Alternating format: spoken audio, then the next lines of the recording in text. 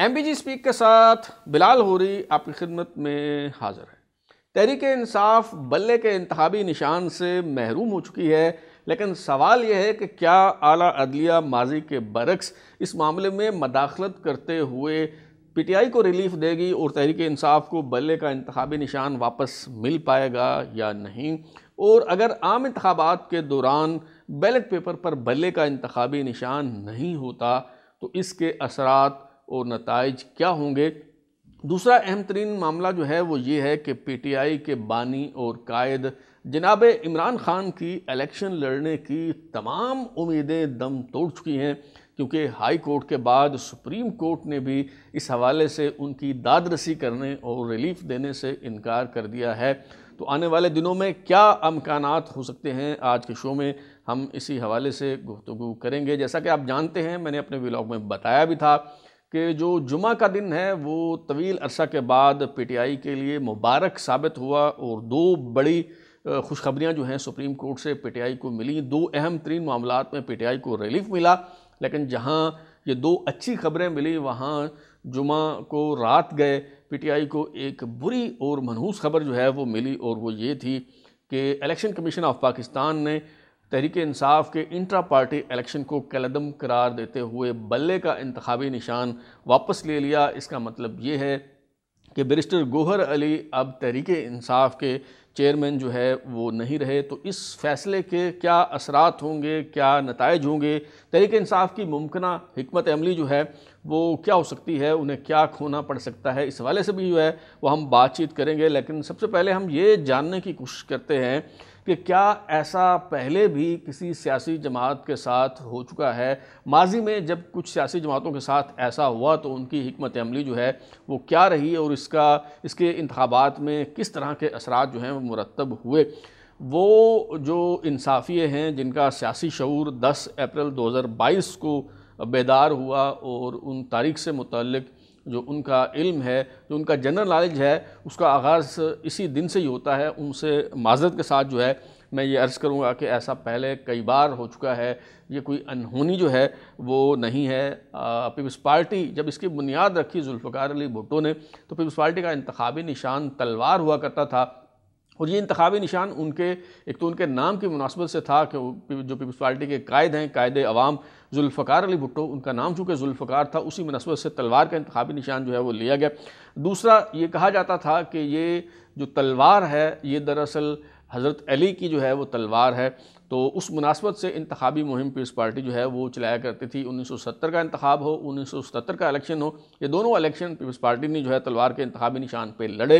लेकिन जनरल ज़ियाउल हक के दौर में पीपल्स पार्टी से तलवार का इंतखाबी निशान वापस ले लिया गया, छीन लिया गया। 1988 के इंतखाबात में जब पीपल्स पार्टी ने बेनज़ीर भुट्टो साहबा की क़यादत में इलेक्शन लड़ा तो उन्हें पीपल्स पार्टी को तीर का इंतखाबी निशान जो है वो दिया गया। अब अगरचे तवील जद्दोजहद के बाद पीपल्स पार्टी को ये तलवार का निशान भी जो है वो वापस मिल चुका है। अब तीर और तलवार दोनों पीपल्स पार्टी के पास हैं, क्योंकि दो जो सियासी जमातें हैं पीपल्स पार्टी के नाम से वो इलेक्शन कमीशन में रजिस्टर्ड हैं। एक तो पाकिस्तान पीपल्स पार्टी है, 3P वाली PPP। तो ये जो पाकिस्तान पीपल्स पार्टी है इसके चेयरमैन बिलावल भुट्टो जरदारी हैं, और इसका इंतखाबी निशान जो है वो तलवार है। गोया जो नाना की जमात है वो बिलावल भुट्टो जरदारी साहब ने जो है वो संभाली हुई है और उसका इंतखाबी निशान तलवार है। जबकि जो बेनज़ीर भुट्टो साहबा की पार्टी है, जो बेनज़ीर भुट्टो साहबा की पार्टी का इंतखाबी निशान है तलवार, वो जनाब आसिफ जरदारी साहब के पास है। और ये जो पाकिस्तान पीपल्स पार्टी पार्लियामेंटेरियंस है 4P वाली PPPP, Pakistan peoples party parliamentarians, इसके जो चेयरमैन हैं वो आसिफ जरदारी साहब हैं, और उम्मीदवारों को टिकट जो है वो वही जारी करते हैं, और इंतखाबी निशान तीर पे ही पीपल्स पार्टी के उम्मीदवार जो हैं वो इंतखाबात लड़ते हैं। तो अगर इस हवाले से देखा जाए और इस नज़ीर को सामने रखा जाए तो फिर अब बल्ले का जो इंतखाबी निशान है वो पाकिस्तान तहरीक इंसाफ यानी PTI से वापस लिए जाने के बाद परवेज़ खटक साहब को जो है वो इनायत किया जा सकता है, क्योंकि परवेज़ खटक साहब ने इलेक्शन कमीशन में जो पार्टी अपने रजिस्टर कराई है उसका नाम है पाकिस्तान तहरीक इंसाफ पार्लियामेंटेरियंस। तो जिस तरह पीपल्स पार्टी पार्लियामेंटेरियंस है उसी तरह तहरीक इंसाफ पार्लियामेंटेरियन जो है परवेज़ खटक की जमात है, और उसको ये इंतखाबी निशान जो है वो दिया जा सकता है। वैसे इतलात जो हैं वो ये हैं कि और भी कई सियासी जमातें तगदो कर रही हैं, उनकी कोशिश है कि बल्ले का इंतखाबी निशान जो है वो ले लिया जाए। और बल्ले का जो इंतखाबी निशान है वो उसमें दिलचस्पी रखने वालों में जो है वो एक जो सियासी जमात है वो हम अवाम पाकिस्तान पार्टी कहा जा रहा है कि वो भी ये बल्ले का इंतखाबी निशान जो है वो लेना चाह रही है। बहरहाल जब बेनज़ीर भुट्टो पाकिस्तान आई और बेनज़ीर भुट्टो की क़यादत में पीपल्स पार्टी ने इलेक्शन जो है लड़ा और जो तलवार का इंतखाबी निशान है वो लिया जा चुका था और तीर के इंतखाबी निशान को मुतारफ़ करवाना था, तो जियालों ने ख़ुद को ये सोच कर जो है वो तसल्ली दी कि जब कायद अवाम जुल्फ़िकार अली भुट्टो थे तो इंतखाबी निशान तलवार था, अब कायद बेनज़ीर हैं तो इंतखाबी निशान तीर है। इसी तरह अब जो है तहरीक इंसाफ को अब इंतखाबी निशान बदलना हो तो तहरीक इंसाफ की तरफ से भी कोई इस तरह का नारा जो है वो लगाया जाता है कि जब चेयरमैन डैश डैश, ये खाली जगह पे आप कुछ भी लगा सकते हैं, न्याजी लगाएं, इमरान खान लगाएं या कोई हम वज़न और हम काफ़िया लफ्ज़ लगाना चाहें, ये आपका जो है वो इस्तकाक है। जब चेयरमैन डैश डैश था तो इंतखाबी निशान बल्ला था, अब चेयरमैन खोसा है तो इंतखाबी निशान समोसा है। या अगर लतीफ़ खोसा जो हैं वो चेयरमैन बनने में कामयाब नहीं होते और शाह महमूद कुरैशी साहब जो अभी तक रिहा नहीं हो सके, शायद रात पे उन्हें रिहा कर दिया जाए, अभी तक उनकी रोजगार जो है वो जारी नहीं हो सकी जब मैं ये प्रोग्राम रिकॉर्ड कर रहा हूँ। तो अगर शाह महमूद कुरैशी साहब रिहा होने के बाद इंतखाबी मुहिम की क़यादत करते हैं और वो चेयरमैन बन जाते हैं तो ये नारा भी लगाया जा सकता है कि जी जब चेयरमैन डैश डैश था तो इंतखाबी निशान बल्ला था, अब चेयरमैन शाह महमूद है तो इंतखाबी निशान दम दरूद है।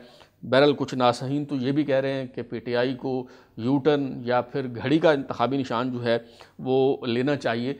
वैसे आपकी मालूमात के लिए मैं ये अर्ज़ करता चलूँ कि ये बल्ला जो है ये शुरू से तहरीक इंसाफ का इंतखाबी निशान नहीं था। अगर आप ये समझते हैं कि जी बड़ी ज़्यादती हो गई है, जो तहरीक इंसाफ है हमेशा से वो बल्ले के इंतखाबी निशान पर इलेक्शन लड़ती आई है और अब उसे बल्ले के इंतखाबी निशान से महरूम कर दिया गया है, तो ऐसा नहीं है। आप थोड़ा जो पाकिस्तान की पार्लिमानी तारीख़ है उसका थोड़ा मुताला करें तो आपको जो है वो पता चलेगा कि 1997 के जो इंतखाबी निशान हैं, 1997 के जो इंतखाबात हैं वो जनाब इमरान खान ने चिराग के इंतखाबी निशान पर लड़े थे। आप जाके ज़रा देख लें, इस हवाले से एक पोस्टर अभी आप मुलाजा कर रहे होंगे, आपको जो है वो दिखाया जा रहा होगा। इस तरह के कई पोस्टर्स जो हैं वो देखे जा सकते हैं।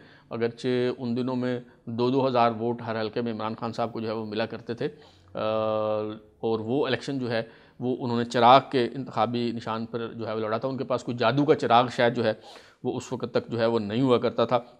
तो बहरहाल ये 1997 का इंतखाब चिराग के इलेक्शन सिंबल पे इमरान खान साहब ने जो है वो लड़ा और फिर जमात इस्लामी और तहरीक इंसाफ के दरमियान इस हवाले से भी कशमकश होती रही क्योंकि दोनों ये चाहती थी कि तराजू का इंतखाबी निशान जो है वो उन्हें दिया जाए। तहरीक इंसाफ भी तराजू का इलेक्शन सिंबल लेना चाह रही थी और जब ये कशमकश जारी थी तो मैंने इस पर कहा भी था, भाई तराजू तो मेरा इंतखाबी निशान है, आप क्यों आपस में जो है वो लड़ रहे हैं।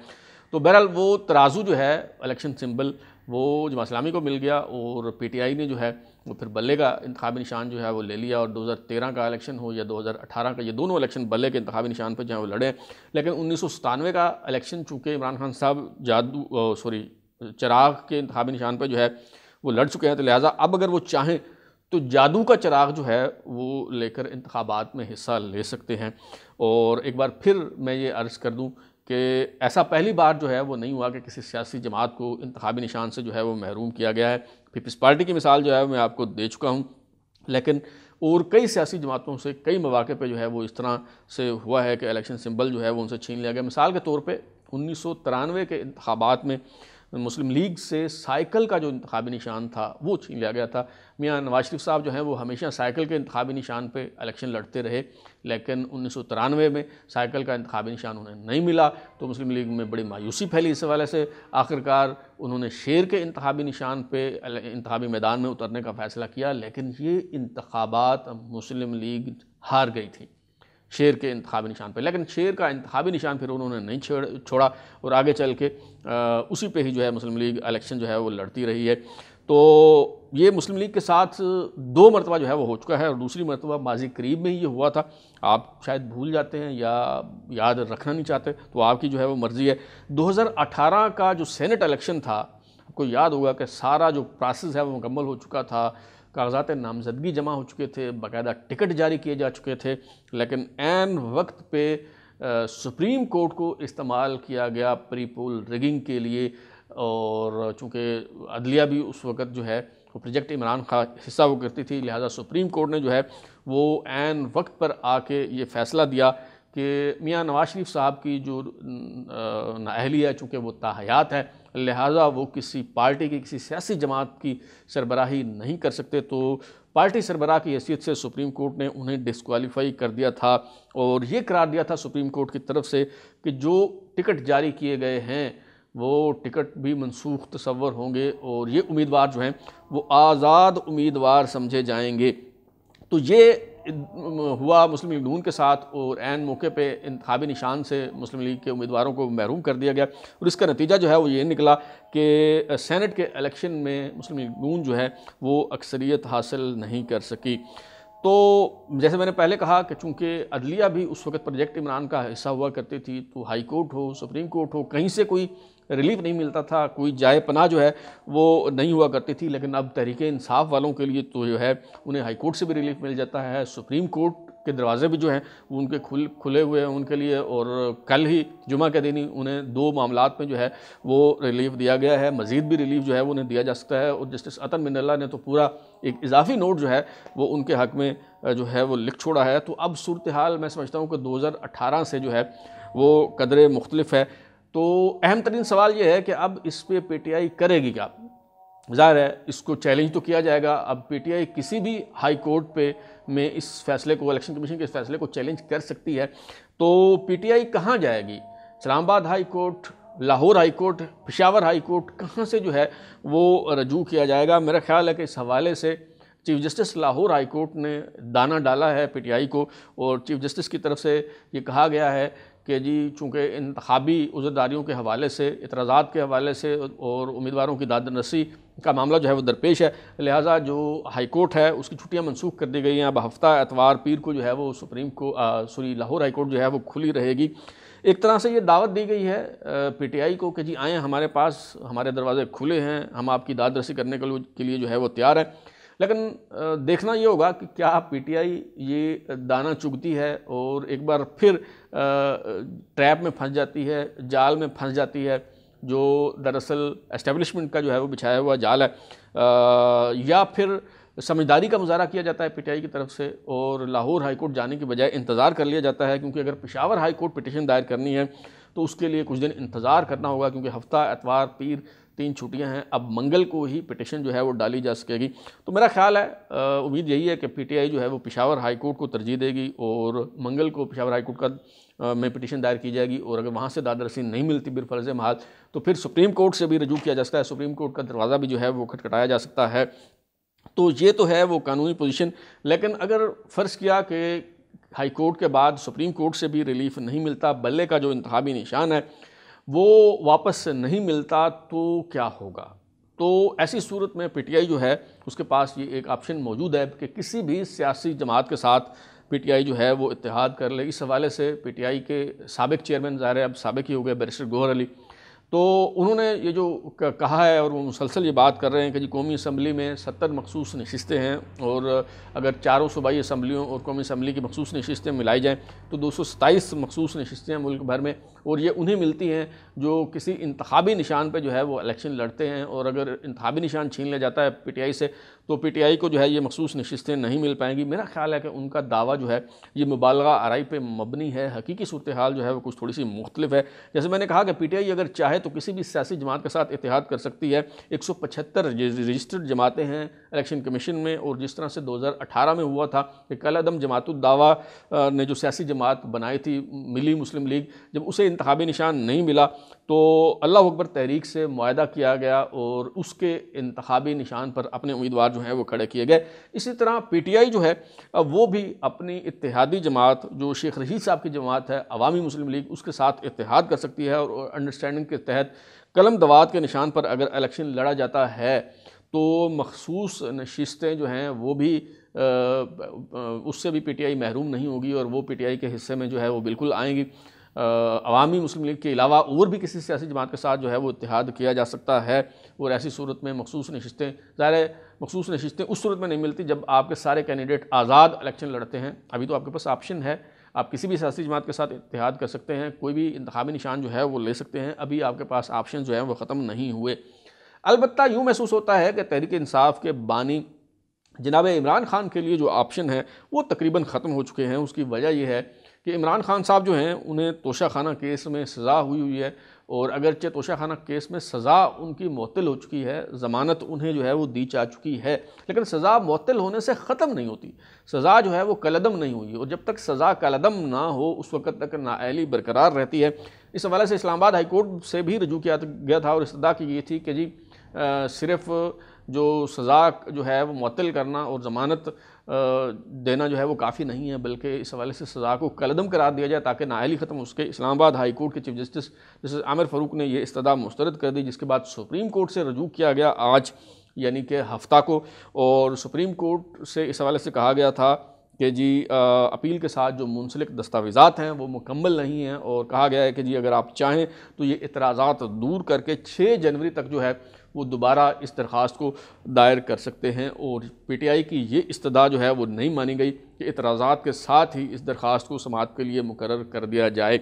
अब 6 जनवरी को अगर ये दोबारा दायर की जाती है और फिर कब ये समाअत के लिए मुकर्रर होती है, उस वक्त तक मेरा ख्याल है कि उम्मीदवारों की जो हतमी फ़हरिस्तें हैं वो आ चुकी होंगी और बहुत देर हो चुकी होगी। लिहाजा इस बात का अमकान तो शायद अब भी मौजूद है कि बैलेट पेपर पर बल्ले का इंतखाबी निशान मौजूद हो, लेकिन इमरान खान साहब इंतखाबात में हिस्सा लें, इस बात का कतन कोई अमकान नज़र नहीं आता।